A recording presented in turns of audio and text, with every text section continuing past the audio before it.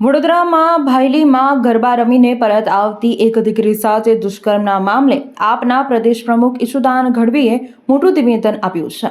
નવરાત્રિના સમયમાં ગરબા કરીને પરત આવતી દીકરીઓ પર દુષ્કર્મ આચરવામાં આવ્યું તે ખરેખર દુર્ભાગ્યપૂર્ણ છે। દિવસે ને દિવસે ગુજરાત રાજ્યમાં બલાત્કારની ઘટનાઓ વધી રહી છે તે એક ચિંતાનો વિષય છે। ગુજરાતના મુખ્યમંત્રી અને ગૃહ રાજ્યમંત્રી હર્ષ સંઘવી મહિલાઓની સુરક્ષા કરવામાં સદંતર નિષ્ફળ નીવડ્યા છે। બલાત્કારીઓને તાત્કાલિક ફાંસી આપવાની માંગ ઈશુદાન ગઢવીએ કરી હતી તેમજ રાજ્યના ગૃહમંત્રી રાજીનામું આપવું તેવી માંગ પણ ઈશુદાન ગઢવીએ કરી છે।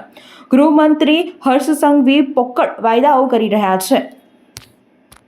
એક સગીરા સાથે ગેંગરેપ થયું છે।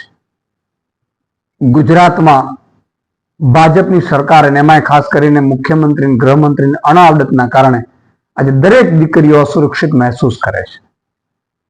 જે રીતે ગુજરાતમાં દાહોદમાં એક નાની 6 વર્ષની બાળા સાથે બળાત્કારની કોશિશ થાય, ભાજપ સમર્થક એની હત્યા કરી નાખે। તમે જુઓ બીજા દિવસે સુરેન્દ્રનગરમાં 5 વર્ષની દીકરી સાથે બળાત્કાર થાય, મહેસાણામાં બળાત્કાર થાય, એના બીજે દિવસે મોડાસામાં બળાત્કાર થાય, ભુજમાં ઘટના બને અને આજે વડોદરાના ભાયલીમાં ગેંગરેપ થયું છે। આ ગુજરાત કોણે બનાવ્યું? આવું કઈ હાલતમાં ગુજરાતને કરી નાખ્યું છે? બહુ દુઃખદ છે। અત્યારે એટલી પીડા થાય છે। ગૃહમંત્રી એવી ફાંકા ફોજદારી કરતા હતા કે 5 વાગ્યા સુધી ગરબા રમી શકશે, 5 વાગ્યા સુધી ગરબા રમી શકશે। ગૃહમંત્રીએ 5 વાગ્યા સુધી ગરબા રમવા માટેની વ્યવસ્થા જ નથી કરી। આનો અર્થ થયો એમણે આઈજી સાથે, સીપી સાથે, ડીજીપી સાથે બધા સાથે મીટિંગો કરી અને પ્લાન કરવાની જરૂર હતી કે કેટલી સુરક્ષામાં કેટલા લોકો ક્યાં તૈનાત રહેશે। એમાં જીઆઈએસએફ, સીઆઈએસએફ ની જરૂર પડે તો એ ફોર્સ પણ લગાડવાની હોય, પર્સનલ બાઉન્સરો લગાડવાના હોય, ઈ લગાડવાના હોય પ્રાઇવેટ।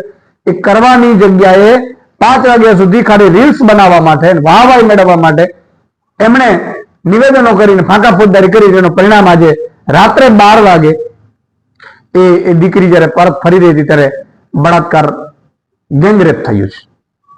કોણ જવાબદાર આનો?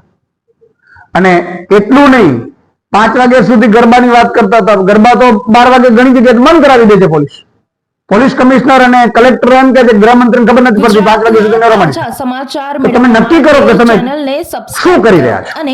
અને આ જે ઘટના બની છે બળાત્કારની, હજી તો બીજા 7 દિવસ બાકી છે ગરબાના, તો તમે હજુ પણ એવી શું વ્યવસ્થામાં લૂફોસ રાખશો કે જ્યાં હજી પણ અમારી બહેનો દીકરીઓ છે એ કઈ બળાત્કારનો ભોગ બનશે કે કઈ હત્યા થવાનું આપણે થવા દેશું? તમે નિવેદન કરતા પહેલા મીટિંગો કરીને વ્યવસ્થા તંત્ર સુરક્ષિત કરવાની તમારે જરૂર હતી। આજે ખૂબ જ દુઃખદ ઘટના બની છે।